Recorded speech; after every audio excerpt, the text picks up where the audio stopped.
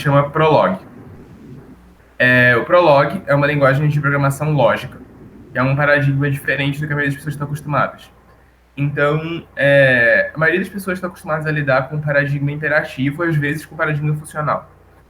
Quando você tem um paradigma imperativo, a noção que você tem é que o seu programa é uma lista de instruções e que elas vão sendo executadas uma após a outra. Às vezes você vai ter algumas coisas, como você vai ter um loop, que é você executa instruções várias vezes. Tem um condicional, que é instruções abaixo podem ser executadas ou não, etc.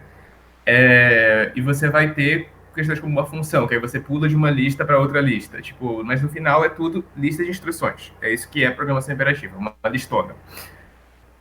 Só que quando você tem programação lógica, o seu programa toma uma forma diferente. Um programa lógico, ele é uma base de conhecimento. A gente pode colocar assim. O programa lógico, ao invés de ele ser uma lista de instruções, ele é uma lista de fatos. Então, tipo, um programa lógico muito besta poderia ser, tipo, você diz, você dá uma lista de pessoas, você diz, fulano é uma pessoa, fulano é uma pessoa, fulano é uma pessoa. Depois você fala, fulano é pai de ciclano, fulano é pai de ciclano, fulano é pai de ciclano. E aí você coloca uma regra, tipo, se A é pai de B e B é pai de C, então A é o avô de C. Tipo, isso poderia ser um programa lógico super simples. Seguindo aquela lógica que a gente estuda na cadeira de lógica ali da Isso, faculdade. isso. É basicamente isso. Isso é um programa lógico, tá? Tipo, você pode pensar nisso como só uma lista de fatos, mas em uma linguagem de programação lógica, isso é um programa. Por que isso é um programa? Porque uma linguagem lógica, ela é executada fazendo perguntas. Então, tipo, do momento que você definiu uma base de conhecimento e algumas regras, você faz uma pergunta, tá, se eu sei todas essas coisas aqui, então quem é o pai de Paulinho? Quem é o avô de Paulinho? Supondo que você tenha definido que Paulinho é uma pessoa antes. Você pergunta quem é o avô de Paulinho e a linguagem vai fazer isso. A questão disso é que isso não parece, obviamente, nada parecido com o que a gente tem de programação, normalmente, mas dá para você provar que com uma base de conhecimento assim, você consegue definir tudo que você consegue definir em qualquer linguagem de programação. Então, por exemplo, um exemplo bem comum é você definir ordenação de listas. Então, tipo, normalmente, em uma linguagem de programação imperativa, por exemplo, como é que você faria a ordenação de uma lista?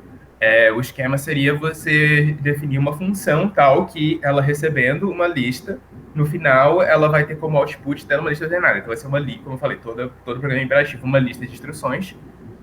Você define uma lista de instruções tal que ela vai executar alterações ali sobre aquela lista, etc. E no final ela vai retornar ali uma lista ordenada. Como é que você faz isso em um programa lógico? Em um programa lógico, você define uma relação. Então, o que é uma relação? Uma relação é um fato que se refere a várias entidades. Então, uma relação, no caso do exemplo que eu dei, poderia ser a relação de pai e a relação de avô. Então, você diz que, tá, fulano é pai de ciclano, fulano é pai de ciclano, você afirma esses fatos e aí você consegue deduzir avô. Agora, dá para você ter relações mais complexas. E um exemplo de uma relação mais complexa seria a lista A é a versão ordenada de B. Então, do momento em que você define um programa lógico que você faz isso, você pode fazer uma pergunta. Dado a lista A, qual é a versão ordenada dela? E se você tiver definido a sua base de conhecimento da forma certa, o seu programa vai conseguir te dizer isso. Então, essencialmente, você está executando esse algoritmo. Só que, mais uma vez, seu programa é só uma base de conhecimento, é só fatos. Você não tem nenhum tipo de estrutura de repetição, você não tem nenhum tipo de estrutura condicional, você não tem nada disso. Você tem fatos e, baseado nesses fatos, você consegue ter uma saída disso. Isso não é só uma coisa abstrata, isso não é uma coisa que, tipo, seja, sei lá, arbitrária, isso é uma coisa usada na prática. Então, não só tem o exemplo que eu dei, que a Boeing usa Prolog para fazer verificação de sistema de voo, se não me engano, a Airbus também usa, mas você também tem uma variante do Prolog, tá? Que se chama Datalog, um dialeto de Prolog. Então, a gente tem, por exemplo, aqui, a gente tem um banco de dados chamado Datomic, que inclusive o Nubank usa aqui no Brasil, e que você Foi, escreve. foi adquirido por Oi? eles, não? Foi adquirido por eles. Exatamente, isso foi adquirido por eles recentemente. Que você escreve as queries do Datomic, para você puxar dados, você escreve as queries usando o Datalog.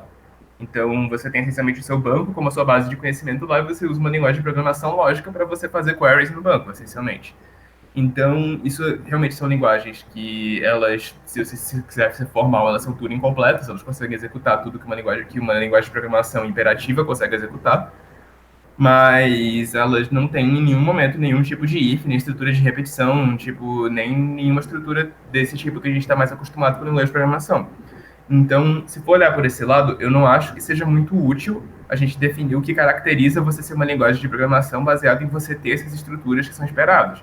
Essas estruturas, como condicional, como loop, elas basicamente elas definem um modelo da programação. A questão é que o que é programar é uma coisa muito mais ampla do que qualquer modelo específico. E você pode ter modelos da programação que não são baseados nas mesmas abstrações que o modelo que a gente normalmente está acostumado a usar, que é o modelo da programação imperativa. Então, voltando à questão do HTML, quando a gente fala do HTML em si, o HTML está muito mais identificado com o que a gente chama de programação declarativa. Então, vamos colocar assim, você tem uma linguagem imperativa, como eu falei, você tem uma listona de instruções. Então, meio que você está dizendo diretamente ao computador o que é que ele tem que fazer em cada passo ali para chegar no resultado em que você quer. Programação declarativa, ela contém vários paradigmas e tal, e na verdade não tem uma separação tão clara, assim, na prática sempre você está meio entre a programação imperativa e a programação declarativa ali, mas a programação declarativa pura, digamos assim, seria você dizer onde eu quero chegar e você não dá nada sendo que o computador realmente tem que fazer para fazer aquilo acontecer. Você só diz, eu quero chegar no estado tal e o meu interpretador, o que quer que seja, que se vire para descobrir como eu vou chegar nesse estado. Eu só digo o estado em que eu quero estar e eu chego nele. Eu acho que assim, eu já falei bastante sobre essa pergunta específica, mas a questão é exatamente essa. A gente identifica muito a programação com a programação imperativa, quando você muitas vezes pode ter uma visão mais ampla assim do que tipo, do que programação pode ser. Uma coisa que a gente, inclusive, recebe muita pergunta nessas discussões é aquela, como isso é uma questão de semântica, isso seria relativo, no caso, ou existe uma definição concreta sobre isso? Tipo, se na minha semântica, por exemplo, a definição de programação ou a definição de linguagem não é a mesma que a outra pessoa, tá tudo bem? Ou existe realmente algum cientista ou alguma definição concreta sobre o que realmente é uma linguagem de programação? Existem muitas definições e a questão é justamente que você escolhe cada uma baseado no seu contexto ali e no que você pretende assim usar. Então, por mais que assim eu argumente que HTML é uma linguagem de programação, para dar um exemplo também super concreto da vida da maioria das pessoas que acho que estão assistindo a gente, você não vai colocar no seu currículo tipo que eu programo em HTML, porque você sabe que não vai ser essa compreensão que o RH que vai ver seu currículo vai ter, sabe? Não é nem isso que eu estou dizendo. A verdade é que assim não existem definições universais das coisas, da minha opinião. Isso não se aplica nem só à programação, isso é qualquer coisa. Tipo, a realidade é nebulosa, digamos assim. As coisas não têm barreiras claras entre elas. As coisas têm barreiras que são nebulosas e que você, tipo, você é que tem que definir exatamente onde você quer desenhar aquele limite ali. Então, como eu falei, você pode escolher uma definição tal que você vai determinar que HTML não é uma linguagem de programação. Tudo bem. Eu argumento mais que eu acho que se você determina que HTML não é uma linguagem de programação, você acaba tendo que excluir outras coisas que claramente são linguagens de programação disso. Então, em vez de definições científicas, vamos dizer assim, concretas, que dá para você verificar elas de fato, uma definição que as pessoas usam muito é a questão da Turing completude. Então, eu vou tentar não entrar muito na teoria aqui, porque dava para fazer uma palestra inteira só sobre Turing completude, assim, a gente foi explicando sobre isso. Mas a ideia da Turing completude é que um sistema que é Turing completo, ele consegue executar tudo que o computador executa, digamos assim. Então, assim, e parte da questão exatamente da Turing completude é que todo sistema que é Turing completo é equivalente. Então, parte disso é que, por exemplo, um computador de 1980 ele consegue executar tudo que um computador de 2020 executa. Só que, obviamente, ele vai ser bem mais lento nisso, mas os programas, as coisas que ele faz, são todos exatamente os mesmos. Exatamente porque ambos são sistemas Turing completos. Da mesma forma, uma linguagem de programação ela pode ser Turing completa ou não. Já falo sobre isso, mas no geral, muitas vezes se usa essa definição da Turing completude. Se você consegue executar toda a computação que um sistema Turing completo executa na sua linguagem de programação, então ela é uma linguagem de programação. Só que, na verdade, não é bem assim. Por que isso? Todo sistema que é Turing completo vem com um probleminha, chamado o problema da parada. Essencialmente, qual que é o problema da parada? É que dá para você provar, tá, matematicamente, e não existe um algoritmo que você dá um programa para ele e uma entrada, e esse algoritmo diz se esse programa vai entrar em loop infinito. Isso é uma coisa que dá para você provar, isso é tipo o resultado assim, super fundamental da ciência da computação. E a ideia aí é que se o seu sistema é Turing incompleto, é impossível provar isso. Então é por isso que você não tem como ter um analisador estático ali que vai olhar seu programa e vai te dizer, não, cara, tá errado aqui, vai dar um loop infinito. Não tem como. Então, assim, a questão toda é, em alguns casos, você quer ter sistemas que você quer detectar isso. Então, um exemplo que eu vou dar é uma outra coisa, é uma coisa que está bem em pesquisa hoje em dia, mas que eu acredito bem fortemente que a gente vai começar a ver, começando a entrar assim dentro do espectro das coisas que a gente realmente usa no dia a dia ao longo dos próximos anos, que é a questão das linguagens com tipos dependentes. Então, eu não sei se você já ouviu falar, mas tá. Não, nunca vi falar. Tá. Então, vamos lá. A gente tem, por exemplo, linguagens com tipos dinâmicos, como é o caso do JavaScript. A gente tem linguagens com tipos estáticos, como é o caso do Java, ou do C, ou até, por exemplo, do TypeScript. Aí, acima da ideia de tipos estáticos, a gente teria um outro nível, que é o que a gente chama de tipos dependentes. Então, o que é um tipo dependente? O tipo dependente, você pode ter valores dentro dos seus tipos, basicamente. Ah, Então, por tipo exemplo, mais ou conjunto de menos, valores. é um pouco mais complicado. Tipo, na verdade, quando você tem tipos dependentes, a questão é que deixa de ter uma diferença entre valores e tipos. Certo. Você começa a ter só termos, digamos assim. Você pode colocar qualquer valor dentro de um tipo, ou você pode ter qualquer tipo dentro de um valor. E não é muito claro isso, assim, você só ouvindo mais sobre, mas, tipo, isso deixa você fazer várias coisas extremamente poderosas. Isso deixa você, por exemplo, toda vez que você tem um sistema de tipos estáticos, você pode ver isso como um sistema que prova coisas sobre o seu programa, tá? Então, por exemplo, se você tem uma função que, tipo, sei lá, ela recebe int e retorna int, isso é uma prova super simples, mas assim, ela está provando que nunca vai ter nenhum ponto no seu programa em que você passa uma string para aquilo. Se tiver, o seu programa não vai compilar. Essa é uma prova super simples. Aí você tem linguagens que tem tipo que a gente chama de tipos polimórficos. Então, por exemplo, no caso do Java, que você tem a parte de generics ali. Então, você pode dizer que você tem uma função identidade que ela recebe um A, onde A é algum tipo, e ela retorna um A. Quando você começa a ter tipos polimórficos, você começa a ter provas mais poderosas. Porque, na verdade, quando você escreve uma função ali que ela retorna, tipo, o mesmo valor dela, existe um sentido em que isso é uma prova de que toda alegação lógica implica a si mesma. No momento em que você começa a ter uma linguagem com tipos dependentes, em que você não tem mais distinção entre os tipos e os valores do programa, você começa a poder provar o que você quiser sobre o seu próprio programa dentro do programa.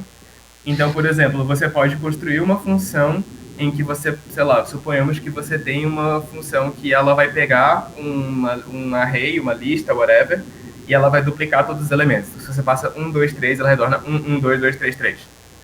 Você, para provar que essa função está correta, numa linguagem com tipos dependentes, você pode escrever no tipo dela e o tamanho da lista que ela retorna é o dobro do tamanho da lista da entrada. Você pode escrever isso e na hora da compilação isso vai ser provado.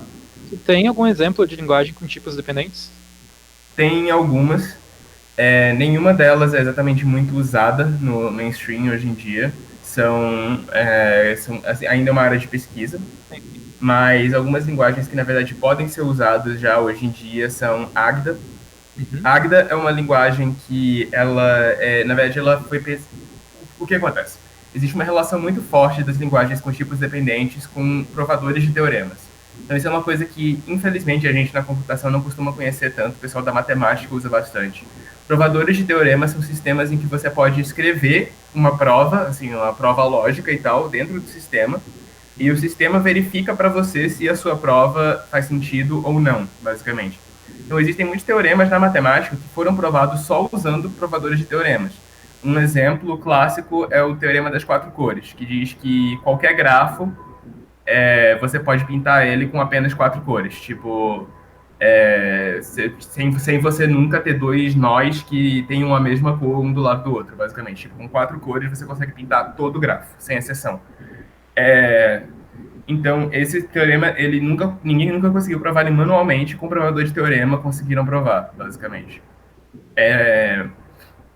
Então, os provadores de teorema, eles têm uma relação muito forte com a programação com tipos dependentes, porque, na verdade, toda linguagem com tipos dependentes é um provador de teorema, na verdade é essa. Seria aquela prova matemática que a gente trabalha na cadeira ali de cálculos. Isso, exatamente. Assim como você prova um teorema, você Sim, sim. define suas entidades. Existe uma relação muito forte, na verdade, entre provas de teoremas e programação. Inclusive, você consegue quantificar qual é exatamente essa relação e, tipo, e a forma que ela toma é quando você tem certas restrições numa linguagem de programação, todo tipo é um teorema. Tipo, se você consegue escrever uma função daquele tipo, quer dizer que ele é um teorema verdadeiro. É assim que provadores de teoremas funcionam, na verdade. Perfeito.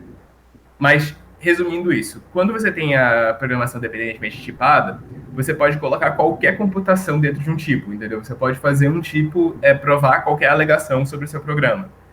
Então, para que isso possa acontecer, obviamente você não quer que o seu type checker entre em um loop infinito e você fique esperando o negócio compilar e você não sabe se a compilação está demorando ou se, tipo, ele vai ficar ali rodando para sempre. Então, normalmente, a maioria das linguagens que tem tipos dependentes, elas tentam não ser Turing completas. Exatamente para que você não acabe tendo um loop infinito no type checker e aquilo fica ali rodando. E a questão é exatamente que essas são linguagens de programação. Você consegue usá-las para programar, você consegue usá-las para fazer praticamente tudo que você faz. Obviamente, não vai ser tudo que faz uma linguagem de Turing completa, senão ela seria uma linguagem de Turing completa pela própria definição de Turing completude. Sim. Mas quase tudo que você faz, você consegue fazer. Elas têm que usar alguns conceitos mais complicados para isso. Então, por exemplo, quando você quer ter uma estrutura potencialmente infinita, digamos assim, ela tem que usar um conceito chamado de codados, mas isso é outra história, que acaba deixando a programação um pouco mais complexa, mas a questão é que você consegue fazer isso. Até se você não quiser entrar nessa questão de Turing completude, existe uma linguagem de configuração chamada DAO, que quem usa o Nix vai conhecer ela. O Nix é uma distribuição do Linux, que a ideia do Nix é que ele é uma distribuição funcional, digamos assim. Então, você vai ter lá o seu gerenciador de pacotes, e o que o Nix faz ele é basicamente write-only. Toda vez que você quer mudar o estado de pacotes do seu sistema, ele vai criar um novo estado e vai migrar o seu sistema para aquele estado. Se você quiser voltar para o estado anterior, ele consegue voltar, etc. Ele mantém todo o seu histórico de estados do sistema e tal. Um E uma controle das de opções. versão, mais ou menos. Basicamente isso. Essencialmente, você tem um controle de versão a nível de sistema operacional.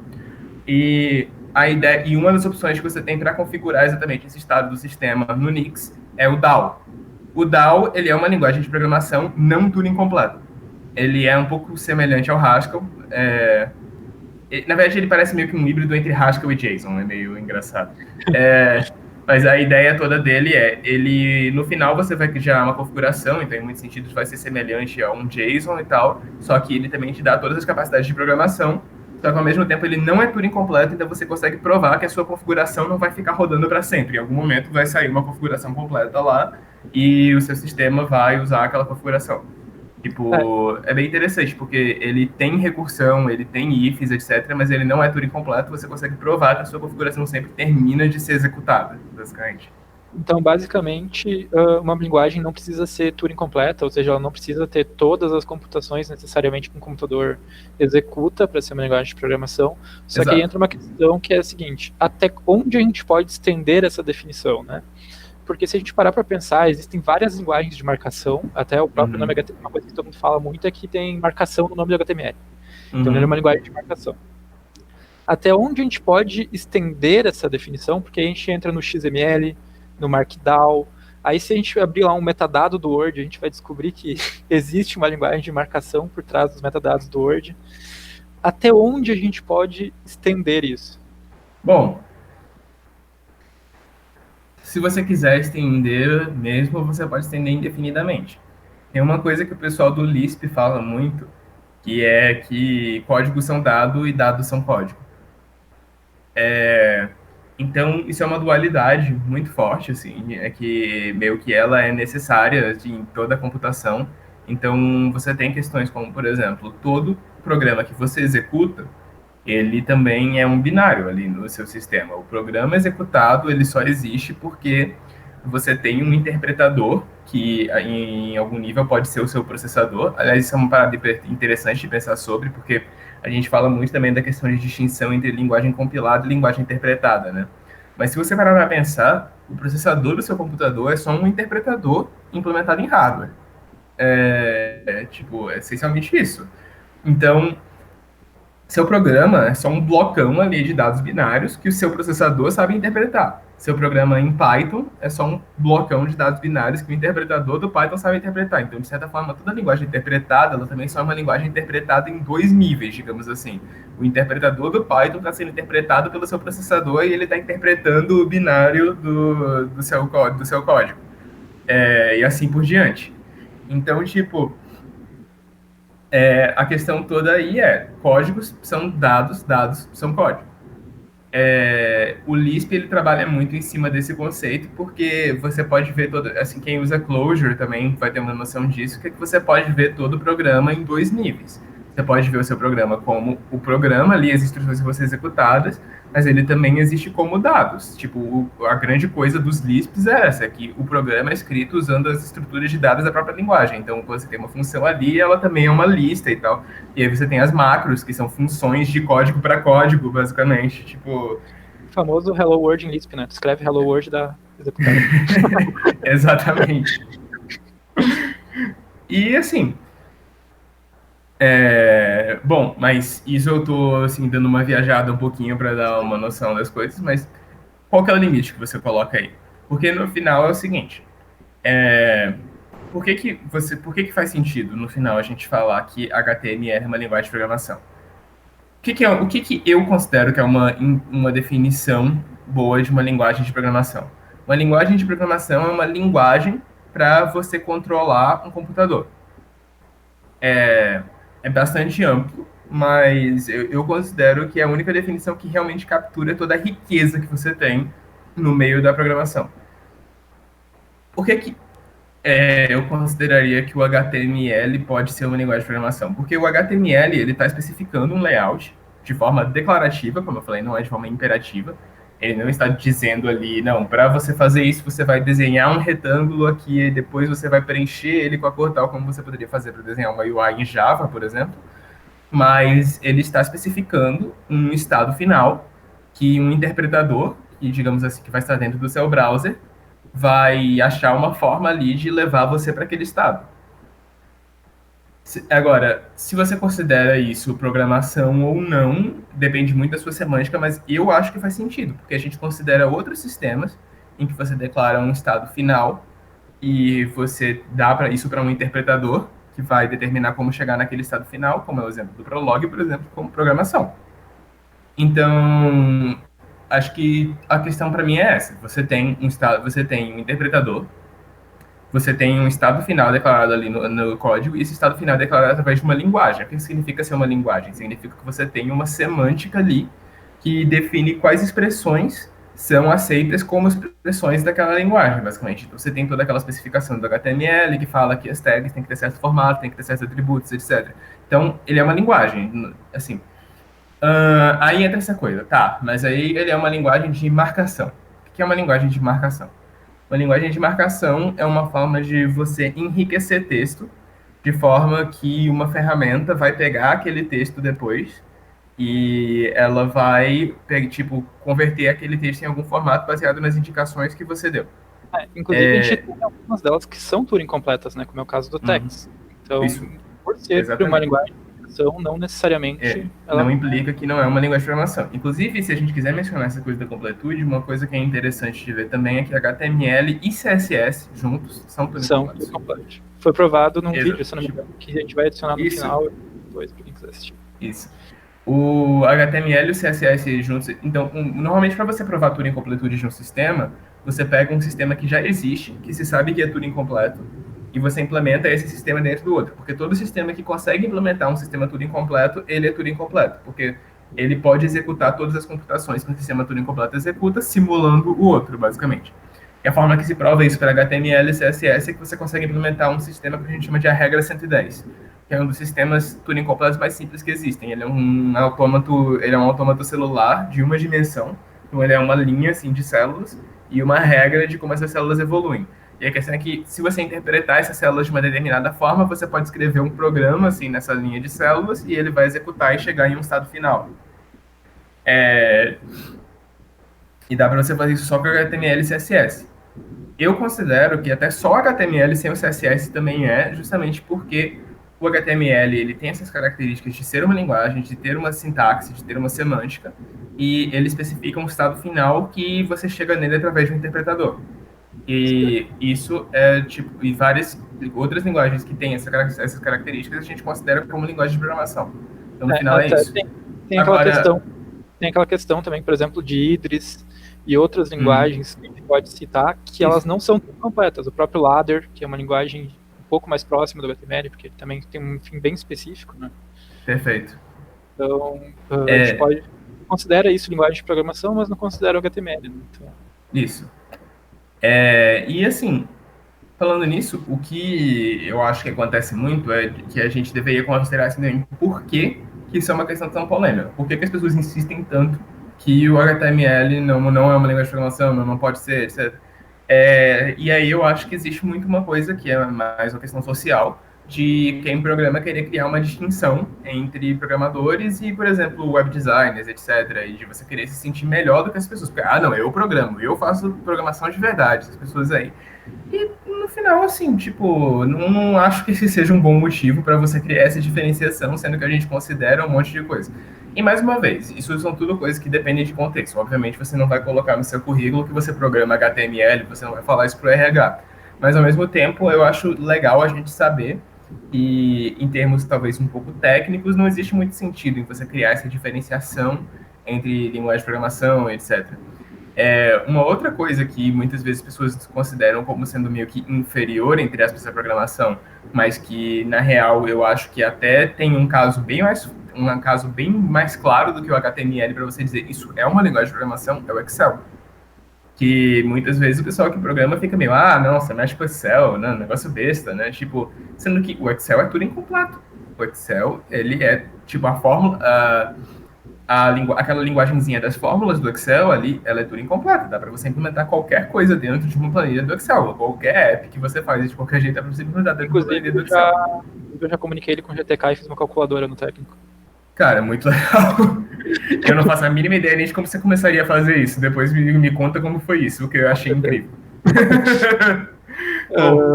Uma outra coisa assim que o pessoal, que tipo, confunde bastante, é que a gente tem, por exemplo, o livro do Martin Fowler, que é bem conhecido, que é o DSLs. E nesse livro ele descreve, por exemplo, CSS e muitas outras linguagens que são bem simples, como linguagens de domínio específico, e ele define que todas as outras são linguagens de domínio geral.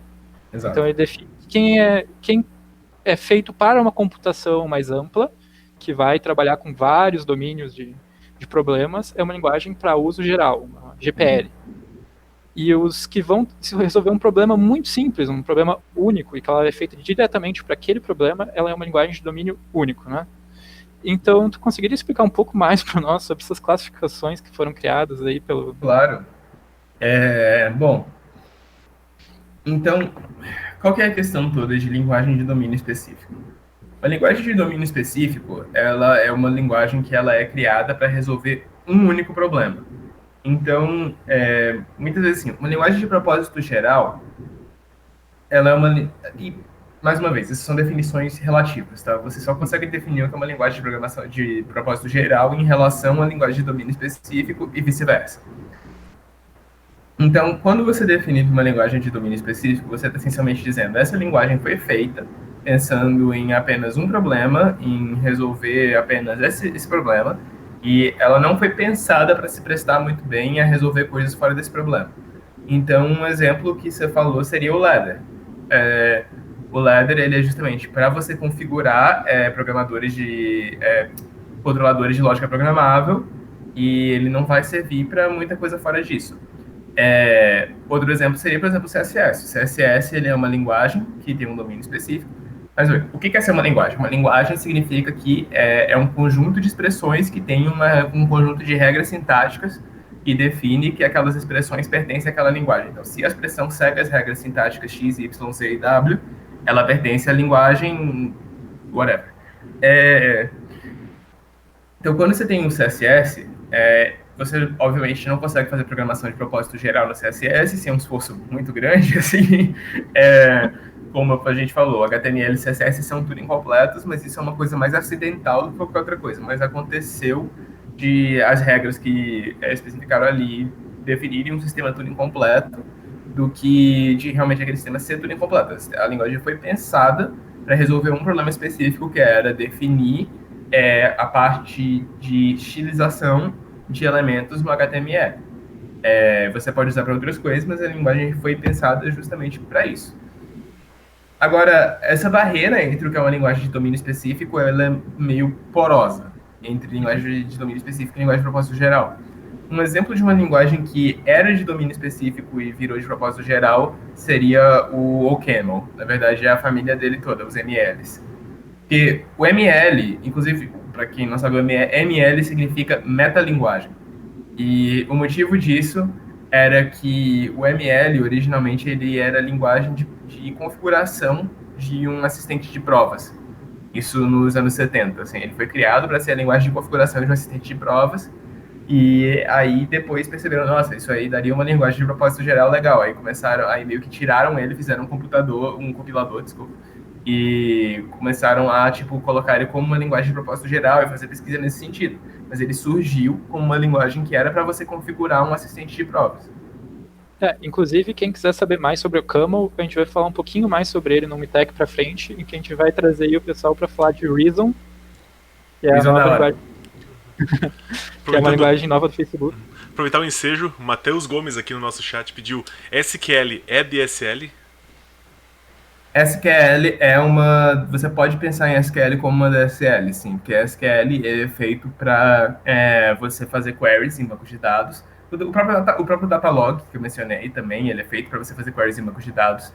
Tem um banco chamado Neo4j, não sei se vocês já ouviram falar, que é um banco em Java, que ele também usa um paradigma um pouco diferente, que é um banco de grafos. Então, ele é otimizado especificamente para você armazenar dados como grafos e tal, e ele tem uma linguagem de queries que é feita para você fazer queries sobre grafos, também chamada Cypher, que também é uma linguagem de domínio específico. A maioria dessas linguagens que você faz pedidos para bancos de dados, para recuperar dados, elas são linguagens de domínio específico. Um outro exemplo de linguagem de domínio específico seria o MQL, que é a linguagem de query do Mongo, e ela é codificada em JSON, então, mas ela é uma linguagem, de fato, meio que você escreve diretamente ela usando JSON, e você envia ela para um Mongo para que a sua query seja executada. Aí o MQL ele já entra em um subcampo assim, das linguagens de domínio específico, que o pessoal chama de EDSL, que são as linguagens de domínio específico alinhadas, digamos assim, que você define uma linguagem de domínio específico dentro de outra linguagem. Então, o MQL ele é uma linguagem dentro do JSON, digamos assim. Mas, voltando ao ponto do SQL, é interessante você olhar isso, porque o SQL em si, ele é uma linguagem de domínio específico, ele foi pensado só para você realmente fazer pedidos em bancos de dados, mas se você adiciona algumas coisas que quase todos os bancos suportam, como, por exemplo, você tem query recursiva, então você tem aquela query que, baseado no resultado da query, você faz outra query, etc, etc, e você faz tudo isso em uma query só, o SQL é tudo incompleto. Seria aquela subquery, né? Que a gente pega a query, daí a gente faz uma subquery que chama query. Não, porque a subquery ela é limitada em profundidade. Você tem que especificar subqueries. Só que, só que as extensões assim, do SQL, elas normalmente têm o que chama de recursive query. Que aí, tipo, Você teria, se eu não me engano, no Oracle SQL, você escreve tipo select, blá, blá, blá, blá, blá, aí no final você bota with recursive, aí tipo ele vai basicamente no resultado de cada query, ele vai pegar para fazer uma nova query, essencialmente. E legal. E agora entrando mais nessa questão do SQL, de como a gente usa essas ferramentas do SL no dia a dia, uma coisa muito interessante é que várias empresas, como a JetBrains, por exemplo, ela já desenvolveu uma IDE específica para quem quiser criar uma nova DSL. Então tem várias empresas criando DSL como um valor comercial, digamos assim. Um caso muito específico que a gente tem disso é a palestra da Enfoque, que vai estar aqui embaixo também, sobre como eles criaram uma DSL para que as pessoas que não eram programadoras dentro da empresa conseguissem operar o sistema de uma forma muito simples, com uma linguagem muito próxima do que se falava ali dentro da questão bibliotecária, digamos assim, e isso ajudou muito na produtividade deles, né? Então, como criar no DSLs, como o estudo de DSLs pode ajudar empresas e programadores, enfim, a desenvolver um pouco mais de produtividade ou talvez melhorar alguma situação dentro do trabalho dele.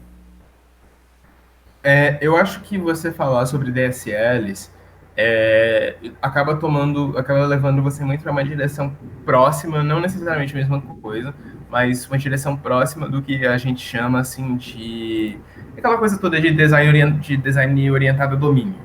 Então, uma DSL, até por ela ser voltada a um domínio específico, ela acaba possibilitando você falar mais facilmente sobre um domínio dentro da sua área de trabalho e você permitir que a linguagem daquele domínio seja usada no seu trabalho. Então, assim, dando um exemplo mais específico aqui, tem uma biblioteca em Python, que talvez algumas pessoas já tenham usado, chamada YARL, que é uma biblioteca para lidar com URLs, que ela é uma linguagem de domínio específico aninhada super simples. Então, só lembrando, linguagem de domínio específico aninhada é quando você define uma sublinguagem dentro de outra linguagem e ao invés de você meio que construir um interpretador ou compilador, o que quer que seja para sua linguagem de domínio específico, você monta em cima do interpretador que já existe. Então, o YARL ele é um exemplo, acho que um dos exemplos mais minimalistas possíveis, e ele é basicamente uma linguagem de domínio específico para você construir URLs. Então, ele redefine o operador de divisão e o operador de módulo, então ali barra e porcento do Python, de forma tal que quando você usa num objeto URL, a barra ela dá um append, tipo, ela junta um fragmento na URL, assim como a barra realmente faz nas URLs, e o porcento, que é o operador de módulo, normalmente você passa um dicionário e ele adiciona os parâmetros de query ali no final da URL. É uma coisa super besta. Tipo, não tem nada demais nisso, mas isso deixa o código que lida com URLs bem mais fácil de ler e menos verboso, assim. Então, é uma faca de dois gumes, porque você precisa que as pessoas entendam aquela linguagenzinha ali dentro do seu código, mas ao mesmo tempo você tem uma legibilidade muito maior. E você vê que tem várias linguagens que elas tentam facilitar você criar essas linguagens de domínio específico. Então, por exemplo, para quem já usou Scala aqui, o Scala te dá uma opção de que você pode chamar o método que nem você faz no Java, então tipo objeto, ponto, método, argumento entre parênteses, ou você pode só colocar objeto, espaço, método, espaço, argumento. Por que ele faz, que nem o Ruby faz também? Por que eles fazem isso? Porque isso facilita que se você quer criar uma sublinguagem ali com características específicas para resolver um probleminha, você pode escrever essa linguagem de uma forma mais natural. Então, no final, acho que a coisa que mais vai ajudar você ter essa noção de DSLs é que você consegue construir coisas muito mais voltadas ao seu domínio. Inclusive, existe meio que um movimento, assim, digamos, que propõe você construir software assim, que é o que o pessoal chama de Little Languages. E, basicamente, para você resolver um problema complicado, o que esse pessoal acredita é que a forma mais simples de você fazer isso é você construir várias mini-linguagens adequadas. Cada linguagem é tão adequada quanto possível a resolver um aspecto daquele problema, e aí você escrever cada parte naquela mini-sublinguagem ali que foi feita especificamente para resolver aquele problema. Talvez não seja... Seria mais ou menos o que a Naughty Dog fez no último jogo deles ali, né? Que a gente tem a palestra ali do Matthias Felanzheim, em que ele fala sobre como eles criaram uma linguagem para cada probleminha que eles tinham, e depois eles criaram uma linguagem de comunicação que comunicava entre elas. Exatamente. Exatamente. É uma abordagem que, para você resolver problemas complexos, ela é muito interessante, porque na maioria das vezes você resolve um problema complexo decompondo ele em vários subproblemas, e cada problema ali você meio que constrói. É porque meio que já é o que a gente faz, né, programando, só que a gente não faz, a gente não pensa nisso como linguagens, a gente constrói pequenos vocabulários ali dentro do programa da gente que falam sobre cada programa, sobre cada subproblema específico que a gente tem no nosso problema maior que o programa quer resolver. Então, cada módulo dentro de um programa define uma API, que no final a gente pode ver como uma linguagem. A questão de você usar little languages, linguagens pequenas, é só de você realmente pensar nisso como uma linguagem, de você ver sob essa lente e pensar, tá, se eu estou construindo uma linguagem aqui, se não é só uma API, se não é só funções, whatever, se é uma linguagem que eu estou construindo, qual é a forma mais ergonômica de construir isso para que seja usado? Um exemplo super bom disso, na verdade, e também que acho que fala sobre uma outra aplicação que dá para ter desse tipo de paradigma, assim, de a gente olhar por essa lente a programação, é o Cucumber do Python, que talvez algumas pessoas já tenham, quer dizer, não é só do Python, ele surgiu no Python, mas o pessoal usa para várias coisas. Ele é uma linguagem de domínio específico para você escrever especificações funcionais de código, então, tipo, ele meio que deixa as pessoas escreverem naquele, tipo, ele deixa o pessoal de negócios da sua empresa escrever naquele formato quando, X, então, Y, porque, Z, e ele meio que dá uma interface para você traduzir isso em testes. Então, meio que ele é uma linguagem de domínio específico para você escrever especificações de especificações funcionais para o pessoal de negócios fazer isso, que super facilita o trabalho de você converter essas especificações funcionais em testes e de você manter essa ponte de comunicação assim, entre o pessoal de negócio e o pessoal da programação. Então, no final, eu acho que é isso. É tipo, você vai ter vários domínios ali que estão se intersectando, que estão conversando entre si no, para vocês conseguirem construir aquele programa, para resolver aquele problema. E você ter essa abordagem de DSLs ajuda muito na parte de comunicação e na parte de você, de cada domínio estar sendo expressado da forma mais conveniente, digamos assim. Então, eu até fiz uma pesquisa prévia aqui, e eu selecionei alguns pesquisadores, como por exemplo o Dave Schmidt, o Van Roy, Martin Fowler, o Alan Kay. Todos eles colocam HTML em algum momento, em alguma pesquisa ou algum livro, como linguagem de programação, né? Na verdade, eles colocam, inclusive, uma ressalva que é uma forma muito restrita de se definir uma linguagem de programação. Isso. Mas que ainda assim entraria na definição de linguagem de programação. Então, por que às vezes muitos cursos online que são realmente muito recomendáveis, até mesmo o ensino tradicional, não só no Brasil, porque se a gente pegar materiais de fora, no YouTube, ou coisas sobre a discussão, a gente vai encontrar pessoas que não definem HTML como linguagem de programação, mas justamente porque a gente tem toda uma... Por exemplo, a gente estuda na faculdade que HTML é uma linguagem de marcação, e linguagem de marcação não são linguagem de programação. Por que será que isso acontece? Será que é por causa dessa questão social que a gente tem da definição? Ou será que é um conceito talvez que existia antes e permaneceu dentro da academia ou dentro dos cursos? O que levou a isso? Então, eu primeiro que assim, muitos desses caras que você fala, o Van Roy, o Alan Kay, eles são caras assim que, por mais que eles sejam respeitados e que eles tenham realizações importantes dentro da área de computação, eles também são caras que trabalham. O Alan Kay, especialmente, ele sempre foi um cara meio revolucionário ali dentro da computação. E quando você é um cara que fala coisas muito revolucionárias, coisas com que não necessariamente todo mundo vai discordar, você pode acabar sendo admirado, mas você meio que vai ficar no seu cantinho, no seu cercadinho ali, sabe? Por exemplo, o Alan Kay também ele tem uma definição de programação orientada a objeto, que é bem diferente da que a maioria dos cursos usam e tal, que também não é levada muito em consideração. Daí a gente tem que levar em consideração que ele criou orientação a objetos, né? Então, meio que a definição dele seria mais ou menos, porque ele criou a orientação a objetos, tipo, meio que ele foi a primeira pessoa a definir como orientação a objetos, mas a abordagem de orientação a objetos, que, por exemplo, Java, C++ usam, vem mais do Simula, que veio antes dele. Aí tem uma questão um pouquinho complicada ali, porque no final a abordagem que o Simula usa e a abordagem dele são meio que equivalentes, assim, mas tipo... E ele mesmo fez uma correção nos últimos tempos, que eu tive mais ou menos acompanhando o trabalho dele, que hoje ele não define mais a linguagem que ele definiu inicialmente como orientado a objetos, mas como orientado a mensagens. Né? Então ele fala, digamos assim, a definição mais popular. Sim.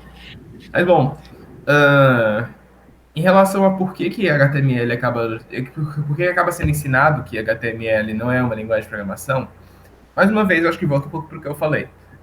Se HTML é ou não uma linguagem de programação depende do contexto que você quer dar. Aí eu acho que tem vários fatores envolvidos. Eu acho que tem um pouco de elitismo, sim, como eu falei. Eu acho que tem um pouco daquela questão de, não queremos conceder a coisa de ser programador de verdade para pessoas que a gente não considera programadores. Mas, ao mesmo tempo, também tem a questão de que, às vezes, colocar como uma linguagem de programação não é muito útil e vai gerar mais confusão do que qualquer outra coisa no momento específico em que se está. Então, principalmente nas aulas introdutórias, você fala, não, HTML é uma linguagem de programação. Talvez isso vai gerar mais confusão do que vai gerar esclarecimento para os alunos naquele momento específico. Um outro ponto que eu acho que pode ser bastante relevante é que a área de teoria de linguagens ela é uma área ainda meio restrita à academia e que normalmente só se fala mais dela nos níveis de pós-graduação. No nível da graduação não se costuma falar muito em teoria de linguagens, não se costuma falar muito no estudo formal desse tipo de coisa. Então acaba sendo uma coisa que não chega tanto nos alunos. Então eu diria que, assim, do meu ponto de vista, esses três fatores talvez sejam os mais importantes. Então, e até teve uma última pergunta aqui que eu adicionei depois que a gente fez a pauta, que foi justamente a pergunta que eles fizeram no Twitter quando a gente publicou ali o evento, né? Que o cara perguntou, tá, mas o que muda HTML dessa linguagem de programação na minha vida? Eu vou continuar escrevendo HTML como eu sempre escrevi, eu vou continuar escrevendo CSS como eu sempre escrevi. Não muda praticamente nada na minha vida, ser ou não. Então qual que é o sentido dessa de ser ou não ser, sabe?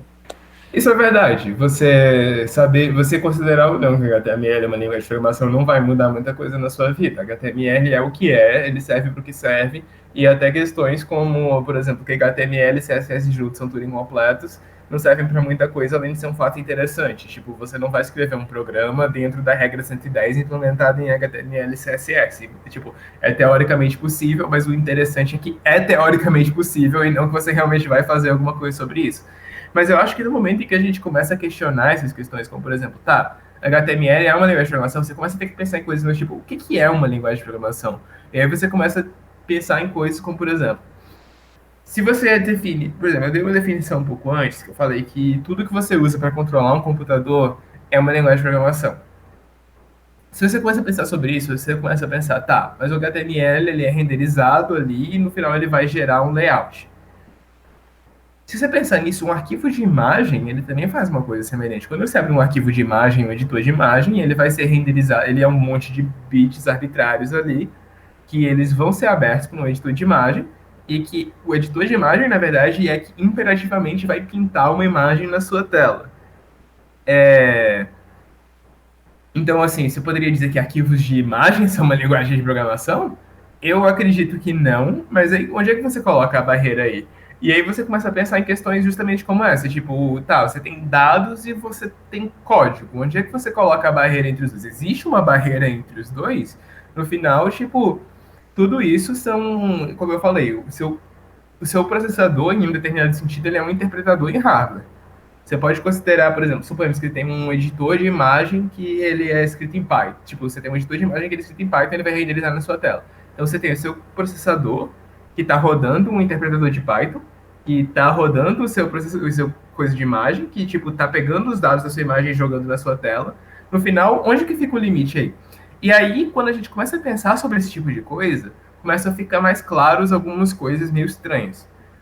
Uma coisa que eu acho que muita gente já deve ter visto são coisas como, sei lá, aquelas coisas, aqueles bugs que surgem de vez em quando, do tipo, se você mandar essa sequência de caracteres aqui no WhatsApp, você trava o iPhone do seu amiguinho. Tipo, e você começa a pensar, cara, ok, mas como? Tipo, como que eu mandar um texto pode travar o celular do cara? Ou seja, claramente, na hora que você manda aquele texto, tá acontecendo alguma coisa.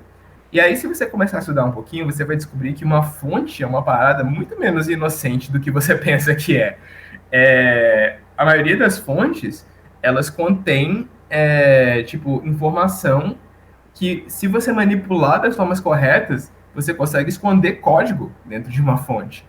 Tipo, Inclusive, tem uma página muito boa de coisas que são acidentalmente Turing completas.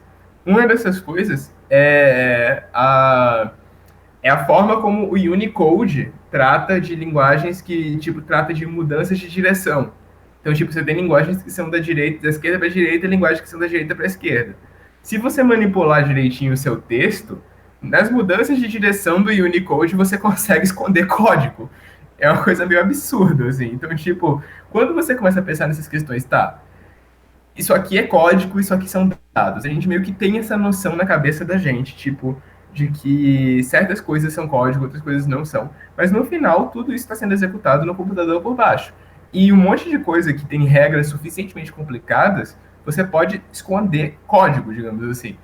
Então, existe uma barreira tão forte assim, existe uma divisão tão concreta.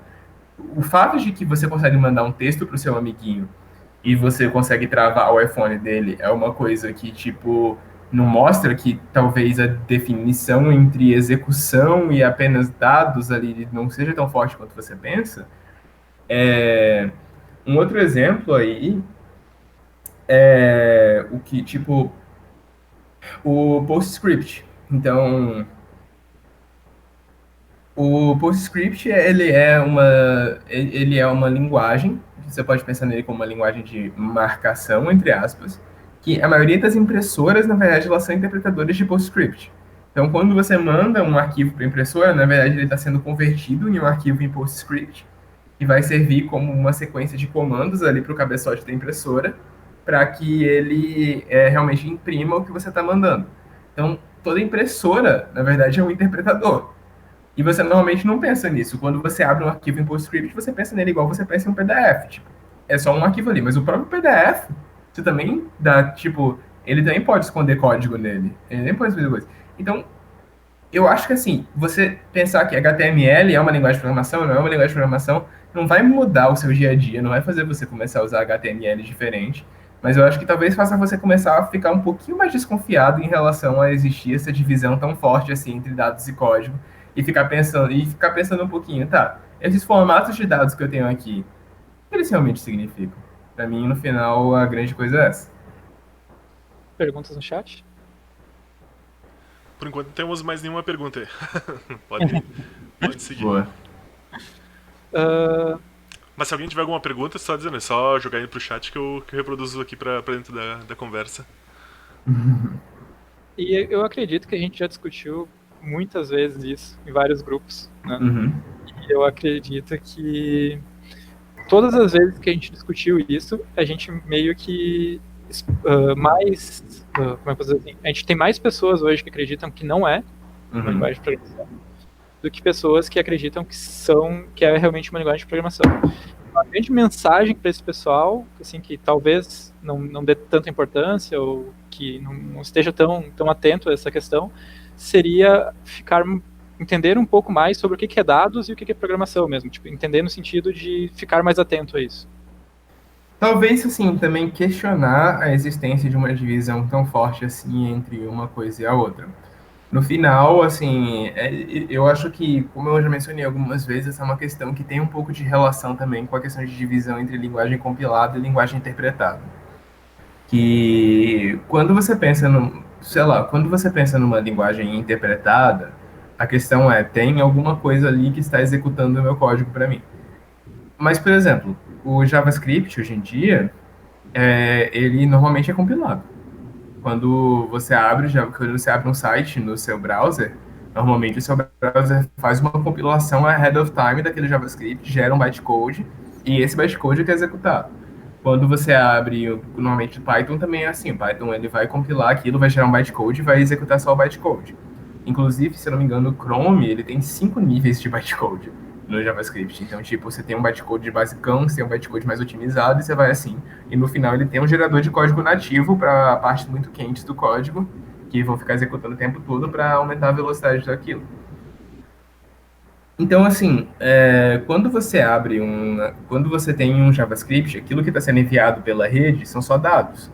Aquilo vai chegar e vai ser interpretado. O HTML, você tem a mesma ideia. Você tem dados sendo enviados pela rede que vão chegar, vão ser interpretados por um interpretador, entre aspas, que vai desenhar coisas na sua tela. Da mesma forma, o JavaScript, aquele interpretador, na verdade, em muitos pontos ele vai estar gerando código nativo. Então, mais uma vez repetindo, aquela coisa, você tem uma divisão tão forte assim, uma coisa que acontece muito também, por exemplo, vídeo. Quando você tem um vídeo sendo reproduzido no seu sistema, muitas vezes o seu codec vai ter um gerador de código nativo durante a execução do vídeo para reduzir a pressão de decodificação. Então, tipo, ele vai perceber que tipo, ele vai ter um JIT ali, de fato, que vai estar pegando as partes do codec que estão sendo mais executadas e gerando código nativo ali a partir daquilo. Tipo, no final, qual é a diferença aí? Então, assim, obviamente, para você operar no dia a dia, você tem que ter definições, você tem que ter barreiras entre as coisas. Por isso que eu falei, a gente pode ter essa discussão toda aqui, você ainda não vai colocar no seu currículo que você programa HTML, mas se você quiser realmente se aprofundar nas coisas, você tem que entender que aquelas linhas, aquelas fronteiras que você achou que fossem tão claras entre os conceitos e entre as ideias, talvez elas não sejam tão claras quanto você pensa. Legal. E tu gostaria de divulgar alguma coisa? Eu sei que você está escrevendo um Gitbook aí. Eu estou fazendo...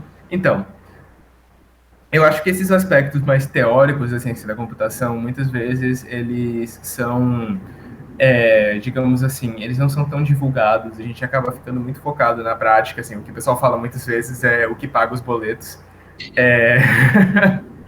Tipo, o pessoal fica muito focado, assim, no que vai mais diretamente pagar os boletos. Mas eu acho que muitas vezes essas questões da teoria, essas questões de você aprofundar os conceitos, elas têm mais impacto no dia a dia do que as pessoas pensam. Eu acho que muito do trabalho que eu faço, muito do que eu tento divulgar no Twitter é relacionado a isso. Então eu tenho um curso, basicamente, que eu estou fazendo, que é mais de teoria da computação e da ciência, e tipo conceitos de ciência da computação para quem não pegou isso tão aprofundadamente, que eu tô avançando nele bem aos poucos, na verdade, porque, como eu já falei, eu sou o CTO, o meu trabalho me consome bastante, mas quando eu tô tendo atualizações, eu tô sempre postando no meu Twitter, e eu espero, assim, ainda, tipo, esse ano ter uma versão, digamos assim, 0.1 dele pronta para colocar para o pessoal usar. Legal. Então a gente também, se quiser, a gente pode adicionar nos links aqui da descrição, além do teu Twitter, o link pro repositório que tu tá trabalhando nisso, né? Claro, eu posso mandar aqui no chat do Meet e... Peraí. Posso mandar aqui e aí você adiciona nos links. Inclusive, eu vou te pedir para adicionar nos links um vídeo muito bom, que é de um canal do YouTube que talvez algumas pessoas conheçam, chamado Computer File, que ele também passa por muitos desses conceitos que eu estou falando hoje. Ele também dá essa argumentação e ele fala muito dessa questão de linguagens imperativas versus linguagens declarativas. Então eu vou mandar aqui junto e aí você pode colocar junto para o pessoal ver aí. Se eu não me engano, eles têm 2 vídeos, inclusive, que é HTML é uma linguagem de programação, que gerou uma polêmica enorme dentro do canal deles. E o outro vídeo que é onde HTML bate C. Que também é muito interessante. Sim, esse do onde HTML bate C é muito incrível. Bom, ainda temos alguma pergunta no chat? Não, o chat está calmo agora. Boa. Então eu gostaria de te agradecer por disponibilizar esse tempo aí para nos... Eu que agradeço vocês por me chamarem. Eu gostei muito de poder ter vindo falar desse assunto. Eu acho que é uma parada que eu não tenho oportunidade de aprofundar tanto sempre. Fico bem feliz. E eu também gostaria já de anunciar que no próximo sábado a gente vai ter então o Cristiano Drerich. Ele vai estar com nós aqui fazendo live coding de Docker. Então ele vai mostrar como dockerizar uma aplicação em PHP. E eu também gostaria de pedir para quem nos acompanhou até aqui e gostou do evento, talvez curtir a página do Mitanços no Facebook, talvez se inscrever no grupo do Mitec lá no Facebook também. E a gente tem também o canal no YouTube, em que esse vídeo aqui vai ser postado na quarta, para quem não pôde acompanhar. E se vocês puderem se inscrever no canal, também seria uma grande ajuda para nós. Muito obrigado a todo mundo que acompanhou até aqui. E muito obrigado também. Muito obrigado, pessoal.